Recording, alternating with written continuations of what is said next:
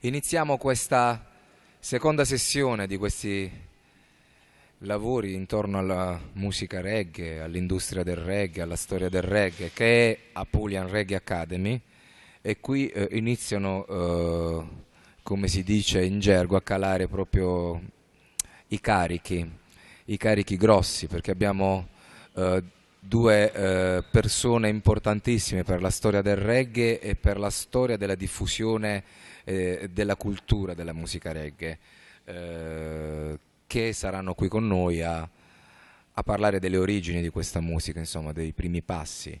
Per cui penso voi tutti conosciate David Katz, che è autore di Solid Foundation, un grande giornalista, un profondo conoscitore della musica e della cultura giamaicana, e poi il grandissimo Fearon, che ha come dire, scritto pagine indimenticabili della storia della musica reggae con i suoi Gladiators. Io lascerei subito la parola a loro, non senza fare questo inciso. Ovviamente il tutto sarà in inglese. Io sono qui per tentare di rendervelo in italiano. Abbiamo scelto questo modo di fare. Loro parleranno qualche minuto, proveranno a interrompersi e io provo a dare il significato di ciò che hanno detto. Qualora qualcuno ha bisogno invece di una traduzione, di uno specifico passo, può tranquillamente farlo. Se invece vediamo che la roba diventa un po' pedante, un po' pallosa, il fatto che io intervengo molto spesso, fatemi pure segno con la testa, dice, abbiamo già capito, vai avanti, perché così non perdiamo il flow, perché loro avevano un po' la paranoia del flow, del no, riuscire a non interrompersi in continuazione. Per cui io lascerei la parola a David Katz per l'introduzione di questa cosa.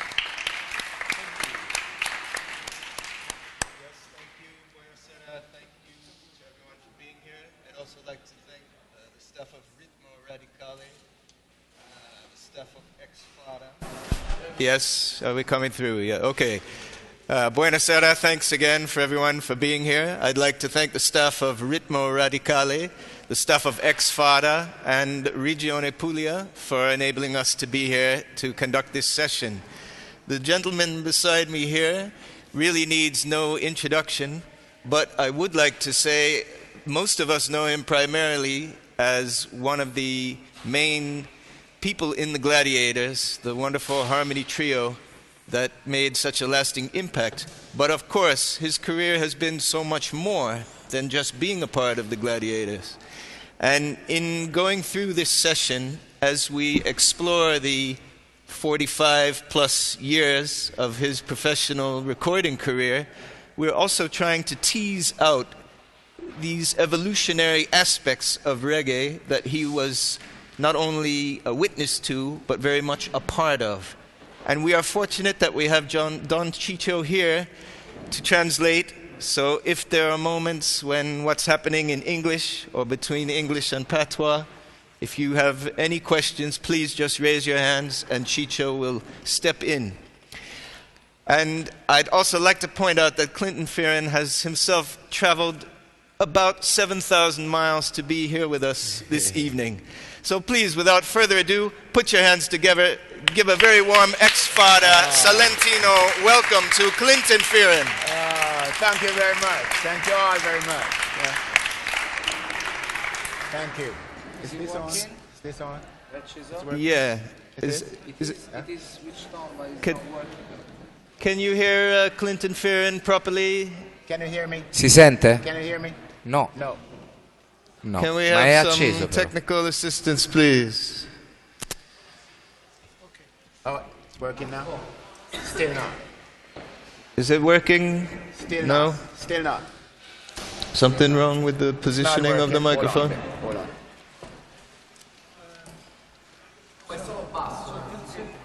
Yeah, say something. Yeah, mic 1 2 1 2 1 2. Alzare il volume? 1, 2, 1, 2. Can we have more volume in Clinton Fearon's microphone, 1, 2, 1, please? 2, 1. Test 1. Yeah, I'm here. Okay. Yes. Now, yeah. All Okay. right, good. So, Mr. Fearon, I'd like to begin this session by asking you if you can enlighten the good people here at EX-FADDA a little bit about your early days of growing up in Jamaica. Where were you raised, and what kind of music were you exposed to as a child and a young person? Oh, you know, Shall I translate the question? Gli ha chiesto ovviamente come hai iniziato, dove sei cresciuto e a quali influssi musicali sei stato esposto nella tua crescita mentre crescevi. Yes, I was born in Jamaica in St. Andrew, a little district called SXR. Before I was 1 year old, my parents moved to Clarendon, then to St. Catherine, where I spent like 15 years before I moved to Kingston. That 15 years, I've learned a lot. I learned how to love myself, basically, because my friends were far away. Trees were my friends. Birds were my friends. And of course, the sound of music. I didn't know how to make music that time, but the sound of music meant so much to me. Allora, lui è nato a Sant'Andrew, che è un piccolo villaggio del South Texas in Giamaica, poi è andato a Clarendon, poi a St. Patrick's. Sono tutte zone rurali di campagna dove lui ha imparato ad amare se stesso e a sentirsi assolutamente parte della natura. Crescendo, ha proprio detto, insieme al suono degli uccelli, e gli alberi erano i miei fratelli. Insomma, queste sono le cose che ci ha detto, per cui nella sua prima parte della vita ha vissuto in campagna e ha amato le vibes di quella terra, che poi è una campagna incredibile. Campagna è riduttivo dire le zone rurali della Giamaica, è una cosa esplosiva, meravigliosa. Yeah. As it was hard growing up, we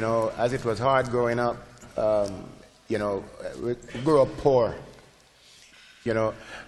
Music, we didn't have music in the house like radios and things like that. Some of my friends would have radios, and every now and then they would visit, or I visit them, and we're listening. And you have RJR was going on at the time. There was RJR and JBC. That was the two radio stations. And they would play a lot of Motown records, and gospel as well. But I love all of it. Once it's music, I just love it. Like I said, the sound of music. And then my dad joined the Adventist church. And I went to church with him. And I also loved the music. When the preacher would be preaching, I would be sleeping. But when the music time, when they're singing, yes, I'm wide awake. Right. Ciccio? È nato sicuramente non in una famiglia ricca, era molto povero e nella sua casa non c'erano radio, registratori, non c'era la possibilità di ascoltare la musica. Si andava a casa ogni tanto di quello che aveva la radio per ascoltare le due radio che al momento si ascoltavano in Giamaica, la JBC o la RJ, e non mi ricordo come l'altra lettera, nelle quali ovviamente si trasmetteva la musica Motown, di Motown Records, si trasmetteva il gospel americano, insomma, ascoltavano la musica che riuscivano a ascoltare a loro volta dalle radio americane, che venivano anche ascoltate lì. Dopo di ciò la svolta del padre fu di far parte della chiesa avventista. Anche lui seguiva il padre nelle varie messe, negli incontri religiosi di quella chiesa. Quando parlava il prete dormiva, quando c'era la musica era il momento in cui partecipava, era proprio pronto. Okay.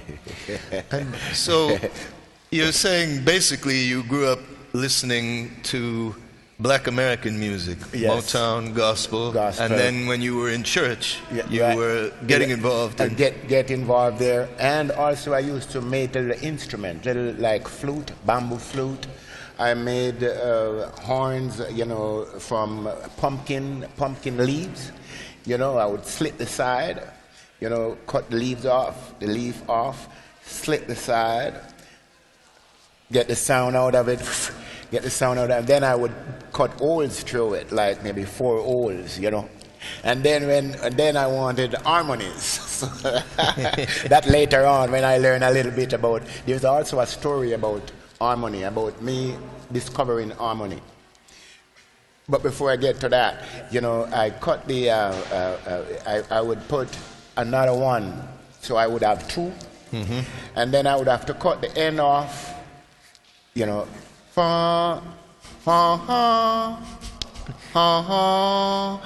Cut off piece again. Ha ha ha ha ha ha. Okay, and then I tie both of them together and cut the hole right across. So every time I blow, you know, I get the harmony. I get the harmonies, right?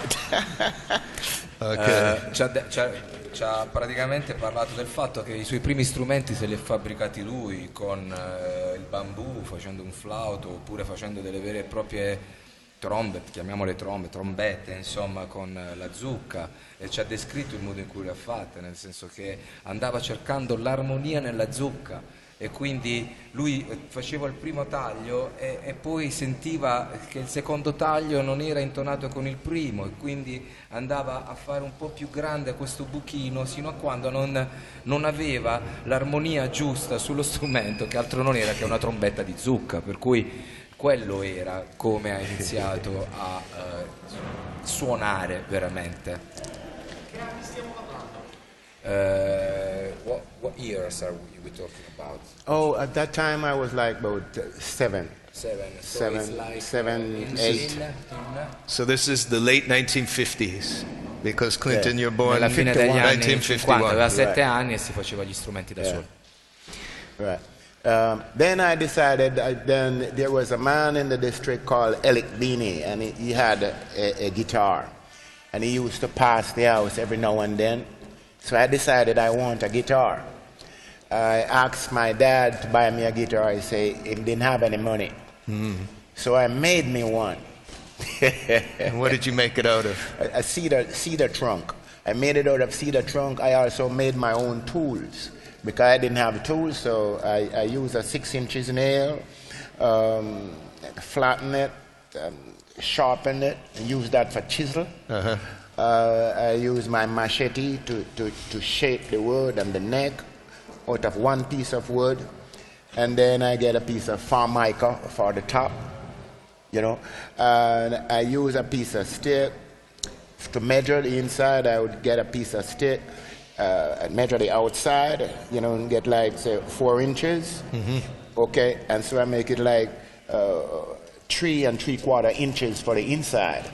So when I cut 3 3/4 inches, then I move and I put a piece of thing across. You know what I mean? So because I'm imagining you doing oh yeah, yeah. It took me a while. Took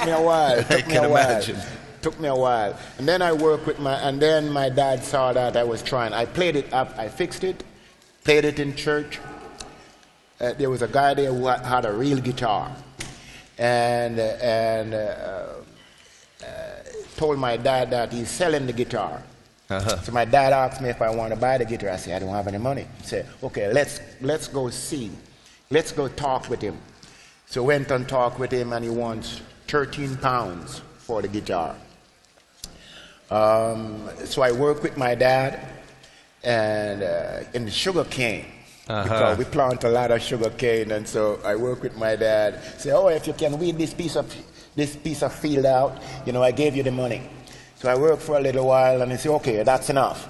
And he gave me 9 pounds, said that that's how much I work. Okay. And then he gave me 2 pounds on top of it, and said that I have to find the other 2 pounds to pay the guy. Okay. I still owe him that 2 pounds.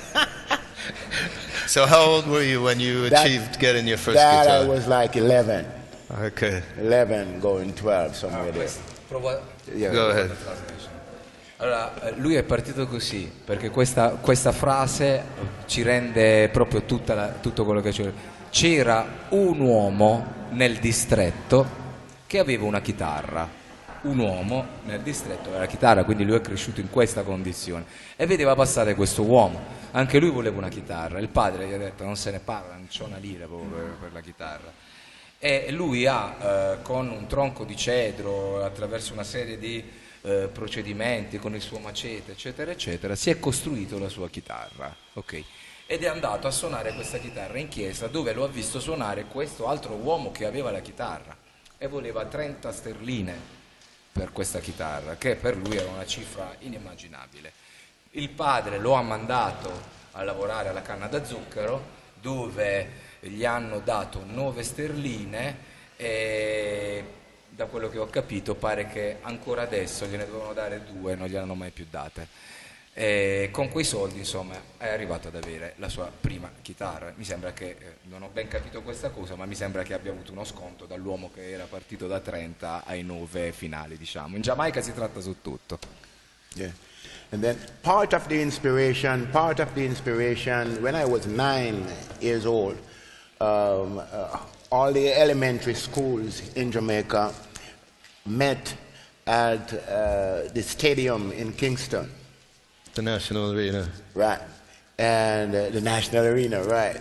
And who was playing? The Scatterlights. Ha ha ha. The Scatterlights were playing. And when I saw them, I knew then that, okay, yes, that's what I will be doing. You know, so that's with Ldb with the guitar, past the house every now and then, and seeing the Scatterlights, I know my destiny. Uh-huh. You know what I mean? And I never give up. Ciccio, do you want to translate for my next question? A noi ci portano alle grotte di Castellana, invece a loro le scuole elementari in gita vanno allo stadio nazionale e vedono gli Scatalites suonare. All'età di 9 anni ha deciso che quella era la sua vita, ha detto non voglio fare nient'altro, cioè quello è quello che io voglio fare, gli Scatalites. E cioè, tutte le scuole elementari di Kingston sono andate là in gita a vedere gli Scatalites. Ok? Perfetto. So, since you've just mentioned the Scatolites and seeing them at an impressionable age, and of course they're really the group that created ska. Ska being, if you like, the first electric indigenous form of Jamaican popular music. Certainly right. So I wonder if you can enlighten the good people here at EX-FADDA about what was ska, what is ska, how is the ska rhythm defined? Well, I don't even know if I know as much as to explain it properly. But as far as I know it, you have jazz, African rhythms. They have mento. You have all these different rhythms, and R&B. Mm-hmm. Motown. Mm-hmm. And there's a what you would call it, an overlap of different music that caused that created the ska, in terms of, you know what I mean, and how they interpret it, the Scatterlights per se, how they interpret the music and say, hey, let's break it down. It's jazz, break it down. Hey, a little slower. So you could say it was a hybrid of those different forms. Exactly, of all those different forms. Then when it's going like that, then you have another set, that next generation, they said, hey, let's break that down a little bit. And then we call it Rocksteady. Well, before you go any farther, would you be able to play a ska rhythm and a rocksteady rhythm for the good people here? Okay, go ahead. Yeah, go ahead. Go ahead, Ciccio. La domanda è semplice. David ha chiesto a Clinton, secondo te lo ska da dove deriva? E lui ha risposto, da diverse influenze. Innanzitutto il jazz, e poi dei ritmi che vengono direttamente dall'Africa, sicuramente il mento, che era il calipso giamaicano, Sicuramente il rhythm and blues delle radio di Miami che venivano ascoltate in Giamaica e ovviamente Motown Music che era la musica in assoluto. E adesso lui ci fa ascoltare una roba. Se avete voglia, non lo so, avete voglia di ascoltare una roba da lui? Yeah. Yeah.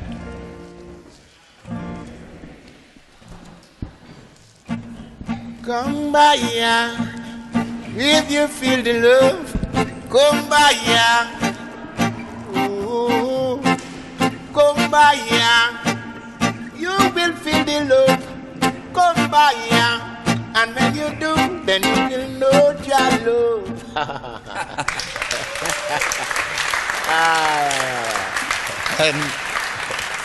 And then how about a Rocksteady? And then Rocksteady is like a little slower.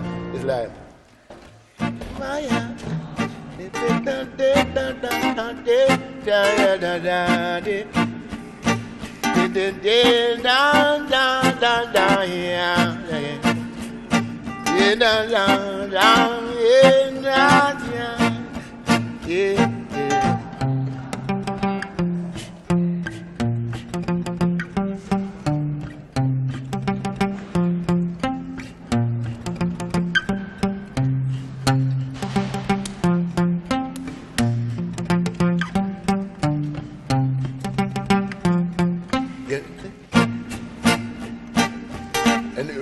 Reggae.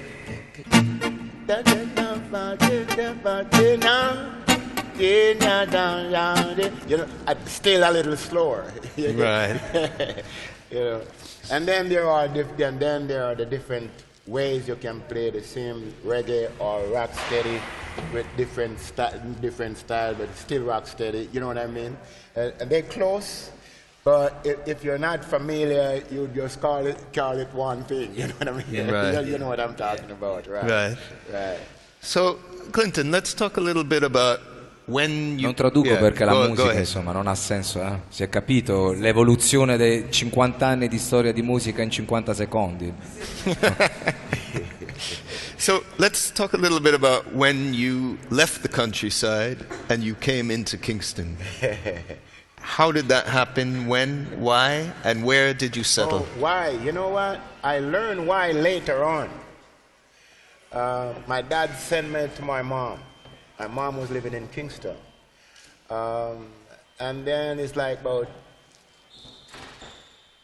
less than a year, my dad died. My dad died less than a year after him sent me to Kingston. I didn't know what was up. It's much later on I learned that, he was sick and he knew that I wasn't old enough to manage. I see. And so he sent me to my mom, but he didn't tell me what was the problem. And that was kind of a sad story for me. You know, I cried when I was 25. I didn't cry until I was 25. When I was 25, I remember I sat on a stone in my yard and shed tears. Right. When I remember some of his words. You know, it's then after I start to experience life, you know, I remember some of his words, and if he was around, I would hug him and kiss him, you know. So, how old were you when you came to Kingston, and where? I was like 15 and a half, somewhere there. And where was your mother living in Kingston? In Kingston 11, Waltham Gardens, in the Waltham Gardens area. Okay. And then I met a couple of friends, Vin and Neville, and they loved music too as well, you know. And so we put a group together we called the Brothers. Mm-hmm. And we went and did several auditions and things like that, but we didn't get anywhere with it. And during that time, I met Errol Grandison of the Gladiators. And he introduced me to Albert. They lost a member, which was David Weber. They lost David Weber. Uh-huh. And Errol Grandison said, man, he didn't think I would fit the slot, you know, and introduced Albert to me. And then I was a Gladiators for like 18 years. Chicho, do you want to translate a bit? It's a very long thing to translate, but I will try to do it. Sorry. Allora, no, it's all right. Quando va a Kingston, ci va quando ha 15 anni, ci va dalla madre che viveva a Kingston perché il padre lo manda. Il padre muore dopo un anno e dopo lui capisce che è stato mandato a Kingston perché il padre sa di essere malato e non riusciva a starci più dietro e sa che lui era ormai un uomo grande e quindi poteva andare a Kingston dalla madre. Questa è una delle poche cose, probabilmente la prima, da quello che ho capito l'unica per la quale ha veramente pianto nella vita, perché anche da grande a 25 anni, insomma, lui ricordando il padre, non avendolo vicino, soffriva fortemente della mancanza di un uomo che gli ha insegnato moltissimo. A Kingston viveva in un posto di Kingston che si chiama Kingston 11, Kingston 11, e lì ha iniziato a incontrare un po' di persone, prima i suoi amici Vin e Neville, con i quali ha fondato un piccolo gruppo che si chiamava The Brothers, e poi tutti gli altri componenti dei Gladiators, e ha detto poi di lì in poi per 18 anni ci sono stati solo i Gladiators per me. So you came into the Gladiators, they'd been recording for a few years, right. And they lost a member and you came in. Right. And do you remember what the first song was that you recorded with them? Oh, it's for Light Matadors. Mm-hmm. For Light Daily. Yes. Matadors. Freedom Train and Rockaman Soul. Okay, well, let's take a little listen to Freedom Train to remind ourselves of just how great it was. Can we have some volume from the... Yeah, okay.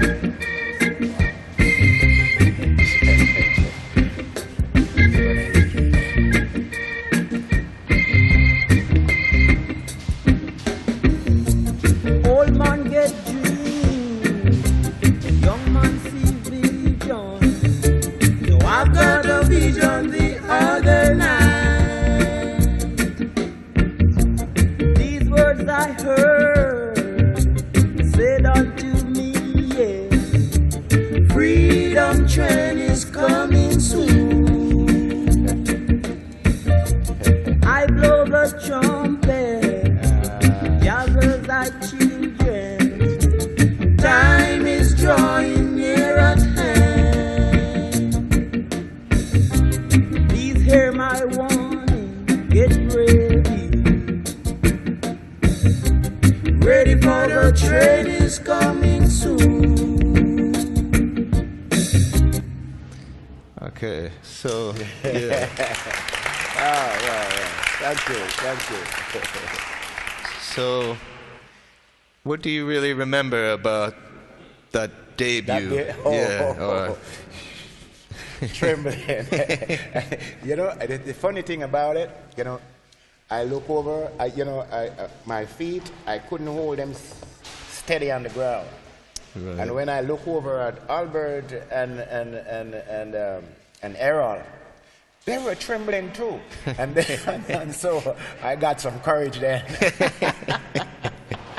Quando registrava negli studi di Matador Records questa canzone, lui tremava e cercò rassicurazione dagli altri componenti dei Gladiators, che stavano invece loro proprio molto più avanti verso lo svenimento, per cui lui fu quello che rincuorava gli altri pur tremando completamente mentre cantavano. Questa era la prima canzone che registravano, insomma. Now, shortly after you recorded those two songs for Lloyd the Matador, Right. the Gladiators settled into a long period of residence at Studio One. Right. So I wonder again if you can enlighten the good people here about the recordings you made there, the multifaceted role the Gladiators played at Studio One, Right. and also what Studio One itself was like, and working with the great Clement Sir Coxsone Dodd. You know, it's you know, I think Coxsone was a wonderful man. A lot of people give him bad name and things like that. Hard to pay you, don't pay you a lot. But I think he opened the door for all of us, basically. For that, I give thanks for. You know, it's the first studio I go in and actually play something other than sing. you know, and play something. What happened, he had some old instrument down there, you know, and so we went down one day. We decided that we want to have Gladiators be a self-contained group. Right. And so we went and checked Coxon and said, Coxon, can you loan us those old instruments? He said, well, okay, go on, you know. So we have a whole Ufner, a whole Ludwig drum set, and I can't remember a little red guitar. I can't remember the name of it. Mm-hmm. When we went away and we start rehearsing and have people coming by, friends coming by, and then some of our friends love the music, write some music, and so we want to bring them to the studio. So we brought them to Coxon and said, Coxon, we have a singer for you. You know what I mean? Okay. That's so we can get to play. You know what I mean?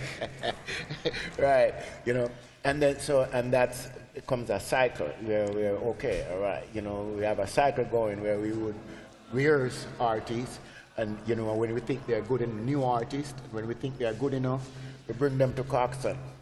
You know, in the same time, we're playing songs for ourselves too as well. You know, right. And so more and more we are getting known as a self-contained group. Right. Ciccio? La domanda è sul periodo a Studio One, che è proprio una delle etichette fondamentali della musica giamaicana. Ha chiesto come dire, un giudizio su Sir Coxon, grande patron di Studio One, e anche di come i Gladiators si sono mossi là dentro. Allora lui è partito da questo.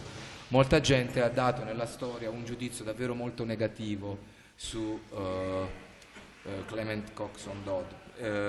In realtà non era una persona che insomma riempiva di soldi i propri artisti, però ha detto lui, senza di lui le porte della musica per tantissima gente che faceva musica in Giamaica non si sarebbero mai aperte, per cui lui è assolutamente, come dire, ringrazia profondamente l'uomo Coxon Dodd. Loro andavano negli studi e avevano lì tutti gli strumenti, quindi diventarono una vera e propria band, insomma si dice self-contained, vuole intendere che suonavano anche gli strumenti oltre a essere un trio vocale, come invece erano tutti in Giamaica, dove non molti suonavano gli strumenti, mentre i Gladiators suonavano e cantavano, e avendo questa specificità riuscivano a essere anche da stimolo a molti altri artisti che passavano dagli studi di Studio One, che era un porto di mare dell'arte a Kingston, e quindi riuscivano anche a fare arrivare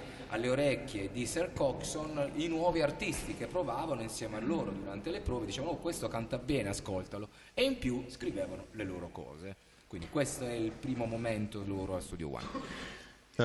Go ahead. Yeah, and one thing I did love with Coxon is that you have your idea and you're going with it. He's not going to change your idea. But if at the end of it, the end result, him don't like it, he's not going to put it out. Right. You know what I mean? But he's not interfering with your creativity. Right. You know, and I did respect that. Right, I did respect that. And the opposite, Scratch is the opposite. Lee Perry is the opposite. He's getting involved. You know. Right. Well, we'll. Shall I translate this? Yes. Coxon, una grande qualità che riconosce a Coxon è quella di non interferire nell'attività di creazione artistica dell'artista. Coxon ascoltava le canzoni e le canzoni le faceva l'artista. Se gli piaceva, usciva. Se non gli piaceva, non usciva il disco. Punto. Mentre Lee Perry, a differenza, era uno di quelli che voleva proprio entrare nella creazione artistica della canzone, cioè voleva dire il basso deve fare così, la chitarra deve fare quello, agli artisti che lo stavano facendo. Okay, so no, go ahead. Go ahead. No, you go ahead. But in the same breath, you know, with you know, taking a shift from Coxon to Lee, you know, is that, you know, I learned a lot from Lee. You know, you would go in and you know, listen you sing and hey, step it up, man, step it up two, hey, step it up 2 fret, man, step it up some more, man. Help your man. yeah, man, come from Earth, yeah. You know, And it was inspirational. Inspiration. And I also learned something from like question and answer, you know, in terms of percussion. Uh-huh. Play some percussion with him, and 4 of us would be playing percussion. And everybody, you know, pang, ping, paka, poop, pang, ping, papa, poop, pang, ping, papa, poop, pang, ping, papa, poop, pang, ping, papa, poop. You know, and it's 4 people playing, and you're not getting more than that. 1 person could do it, Right. but 4 people playing it. You know, with different. So it's more percussion. dynamic. Right. But no one is overlapping the other. Right. You know, and so I take that info and I apply that to other instruments as well. Okay. And it worked perfectly. You know, because then you're not hurting the other instrument, everything has space to breathe. Yeah. Però ha detto anche che proprio per questo atteggiamento che Lee Perry aveva, lui da Lee Perry ha imparato moltissimo. Ha imparato anche tante cose nel modo di cantare, perché l'avete capito, proprio gli diceva fai uscire la roba da qua, cantala più alta, perché è così che va fatto. Ma una cosa che ci tiene molto a come dire, dirvi è che da Lee Perry ha imparato, e adesso io come tradurvela in italiano non lo so, questa cosa che in inglese si dice question and answer, suonando le percussioni, in cui praticamente alcune percussioni fanno una cosa e le altre ne fanno un'altra, non coprendosi mai e avendo tutte quante lo spazio per respirare. Questa è la parola che lui ha usato. Ha preso questo insegnamento da Lee Perry e lui lo ha applicato anche agli altri strumenti, come la chitarra, l'organo, il basso, eccetera, eccetera, in modo tale che ogni singolo strumento potesse respirare nella canzone. Ok? Per cui, questo per dire che Lee Perry, nonostante fosse un gran ficcanaso, era anche uno dal quale imparavi tantissimo.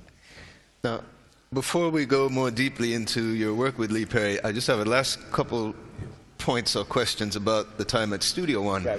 So a couple of important things come up during the Gladiators' time there. So one of them is that you shift from playing guitar to playing the bass. Right. What happened is that, you know, actually I shift from playing guitar because when we were practicing, you know, and Albert would be like playing with him and we're singing, you know, and I would be, you know, an interval, you know, playing and like a beat, you know, and humming the bass line. So Albert decided, man, you would play a good bass. So when we got the instruments done by Coxon, Right. you know, automatically I was the bass You man. became the bass man. Okay. The other point is that the first material begins to surface with Clinton Fearon as the songwriter and lead singer at Studio One. Right. So, for instance, in case you've forgotten, I'll just play a number here and you can tell us what you remember of it. And this is A Prayer to Thee.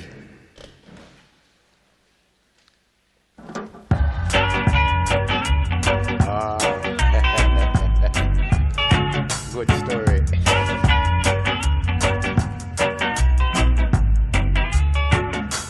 Father, today I cry today. Let not my enemies overcome me. Every day they are growing more stronger. They have set up traps all around me. But the hotter the battle, the sweeter the victory.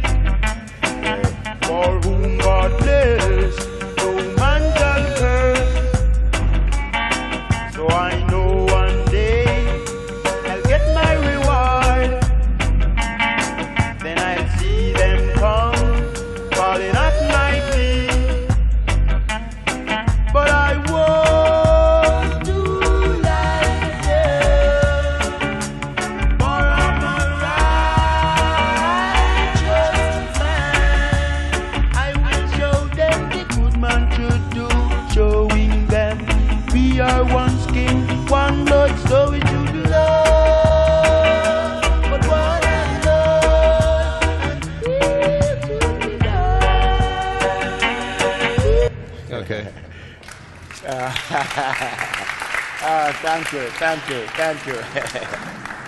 Well, actually, that's Albert's song. That's Albert's song. And record it, but it was too low for him, you know, tone-wise. So Coxon was the one who said, why don't let Bassy sing that one? Right. So, okay. So that's how it happened. That's how it happened. Okay. Yeah. Fascinating. Right. Questa era una canzone che l'altro componente dei Gladiators non riusciva a fare perché non era nella sua tonalità, per cui la cantò poi lui, che riusciva assolutamente a cantarla. E poi anche il fatto è successo in questi anni che lui cambiò il suo strumento dalla chitarra al basso. Okay. Non c'è una grande spiegazione del perché, insomma, erano in studio, gli sentiva la necessità di ascoltare quella roba e subito Coxon disse ok, tu sei il bassman. Okay. Per cui lui era anche uno che scriveva le canzoni, le cantava, suonava il basso, insomma era multi-skilled. Well, you know. Yeah. So then how is it that you actually made the shift from being at Studio One to you, Clinton Fearon, being more solidly based at Lee Perry's Black Ark studio, which had not been opened that long before you first went there? Right. It was Yabiu. Yabiu had, we've been rehearsing Yabiu, and he got some run into some money and said, want to run a session, you know, and said I must do it over a scratch because it's cheaper there than than elsewhere, you know. And so we went there, recorded the Javengeance and some other ones. I can't remember the name of them, but you know, basically an album for him. Scratch loved the sound and said, why don't you come in and do something for me? Right. We're going as Gladiators. Right. And we did a song, I did Untrue Girl for him. Right. And Albert did one, I can't remember the name of it. And we also played some rhythms for him too as well. Right. And we were supposed to do some more thing, but he and Albert did not, you know, he and Albert, you know, friction.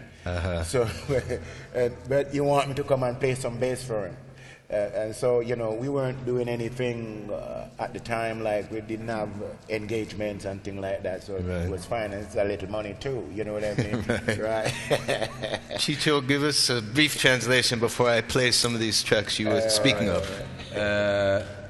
La domanda era nel passaggio della collaborazione da Studio One allo studio di Lee Perry e chi li ha realmente portati, mi sono messi in contatto con lui e Yabiu che faceva le prove insieme a loro e disse sentite, dammi una mano, devo andare a registrare. Dove andiamo? Andiamo da Lee Perry. Perché? Perché è quello che costa di meno di tutti e quindi andiamo lì. Andarono lì e quando Lee Perry li sentì insomma suonare e registrarono un album insieme a lui, disse, un album lì, non per lui, disse dovete assolutamente fare delle canzoni per me. Lì fecero delle canzoni, vi dico la verità, non ho sentito il nome delle canzoni per cui non me le riesco a ripetere. Lì comunque tagliarono queste due canzoni per Lee Perry. E poi diciamo dopo un po' di tempo ebbero delle frizioni con Lee Perry diciamo intorno alle questioni economiche che come dicevamo già nella sessione precedente non sono mai secondarie anche quando si parla di Rocksteady. Okay, so let's listen to the track that brought you to the Black Ark with Yabiu. This is Ja Vengeance. Ja Vengeance, quello era il titolo.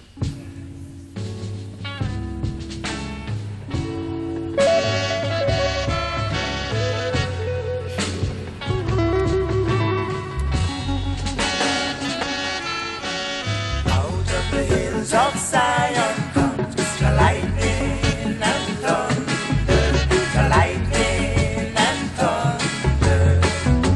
The vengeance surely will come down on anyone.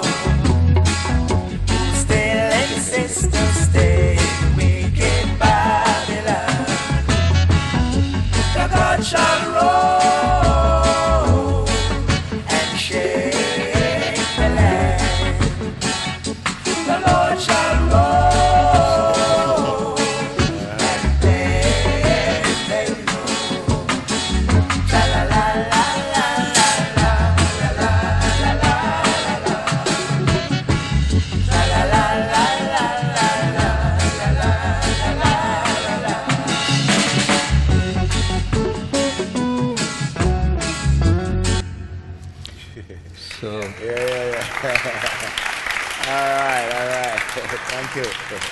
So it's quite a distinctive sound and very unusual. Yeah, you're right. And that's why I scratch, like, he loved the sound, And then we did quite a few things, so many things for scratch, You have like, we did actually, I played on an old album for, what's it, Bunny Ruggs. Bunny Ruggs, yeah, an old album for Bunny Ruggs. One whole album for scratch too, for what's his name? I can't remember his name. A singer? A singer. Well. Oh, man. Yeah. Max Romeo. The War in Babylon. Max Romeo. Yeah. And this brethren that is sick in his head there, right? Junior Biles. Biles. Several different, the Bells. Yes. The Bells. You mean the Blue Bells. Blue Bells, yes. right. Well, let's take another little listen to the track that you recorded there with the Gladiators, and this is one that you did write, which is Untrue Girl.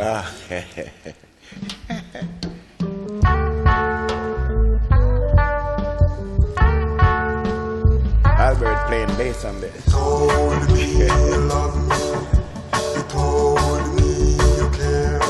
Now I know it was a lie. Experimenting with vocal wise. You told me you need me. Now I know it was a lie. You told me you love me and you'll be my one and only. Now you left me and gone thinking I can't go on. You weren't true, so untrue.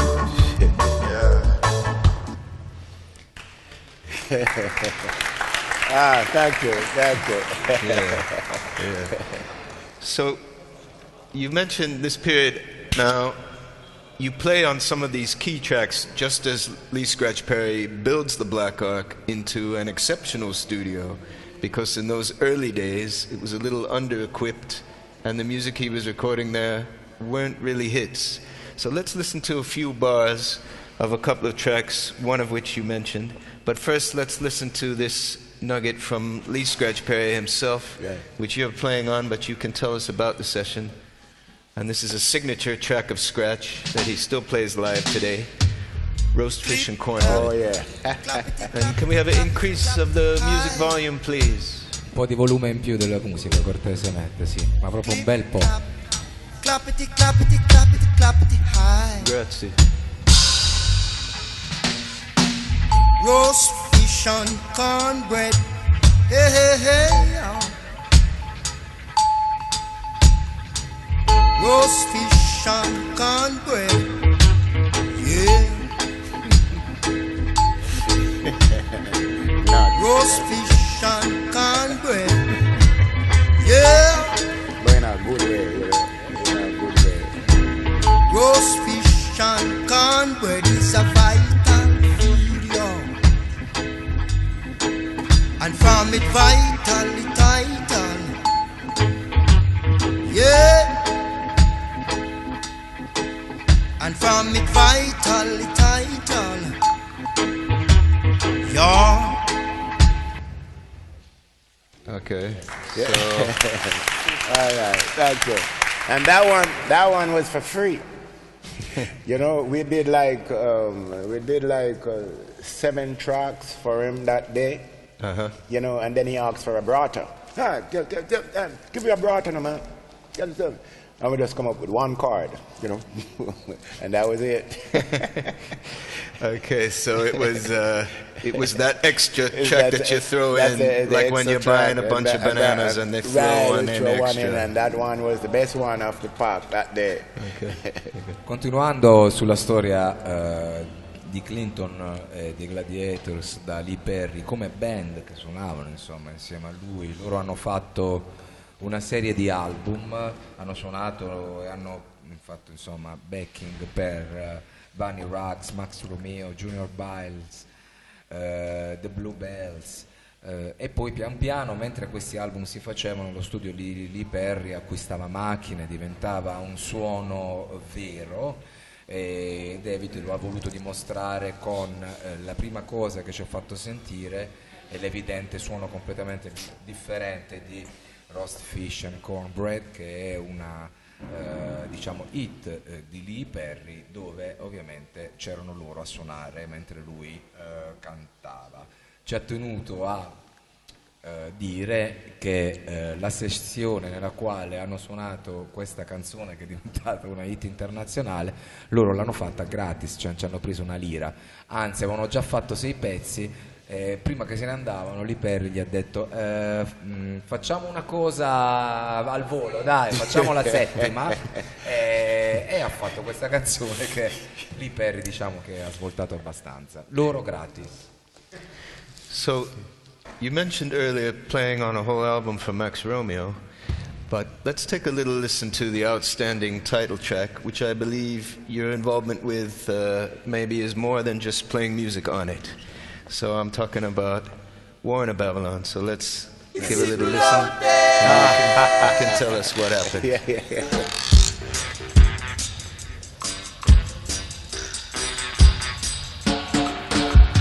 War in a Babylon, tribal war in a Babylon. Look at that, oh yeah. The Baba men no like the dreadlocks man. The dreadlocks man no like the Baba man, no. The police men no like the dreadlocks man. The dreadlocks man no like the police men, no. So war in a Babylon, tribal war in a Babylon. Is it loud there? Is it loud there? Oh yeah. Okay. Yeah. So, Yeah. Well, this one actually one Sunday, going over by Scratch. They just got the new Jolly buses out, new buses out, government buses, and the seat, slippery, like slippery. So this woman sat beside me, and when the driver made a corner and thing like that, we sliding down on each other, and she said, "Boy, them seat, them sipply, man." And I said, "Yeah." So so I decided that, it's a good idea, but my idea was everything sipply. Everything simple. Because, country youth, we don't say slippery, we say simple. Right. Okay. So, everything simple. That was my idea. So the idea fresh in my head, when I went over by Scratch, I said, "Scratch, you want to see, man, this idea hit me." I was on the bus, it's kind of funny, you know what I mean? And I have this idea, for everything simple, a song, but I'm going to go write it though. And I think like a few days later, went back over there, the song was playing, and he's playing the song. He said, "What?" Like, and he's looking at me with like a smirky smile, like, rob my idea, you know what I mean? but you ended up playing on the track as well. No, I did not play this one. You didn't play on that one? No, I think it's Barris Garden, I think, played this one. And you didn't play percussion or nothing like that? I can't remember if I did. I probably did. But you had some involvement there somewhere. I played so much percussion for him, La storia di questa canzone è non perché lui suonasse in questa canzone, perché il basso l'ha suonato Boris Gardiner, ma perché l'idea di scrivere questa canzone è venuta a lui mentre andava in studio da Perry, e il driver della sua macchina non riusciva a controllarla perché il fondo stradale era particolarmente scivoloso, e quindi lui è andato da Lee Perry, e ha detto: "Oh, io ho un'idea, voglio fare una roba tipo che si scivola più o meno, una roba scivolosa." Ho detto, buona idea, vai, facciamola, ok. È tornato lì la settimana dopo e stavano già suonando questa canzone che avevano scritto, E lui ha detto, insomma, gliel'ha detto, lui rideva ovviamente fra di loro, dice mi hai fregato l'idea, e dice sì, infatti, è così.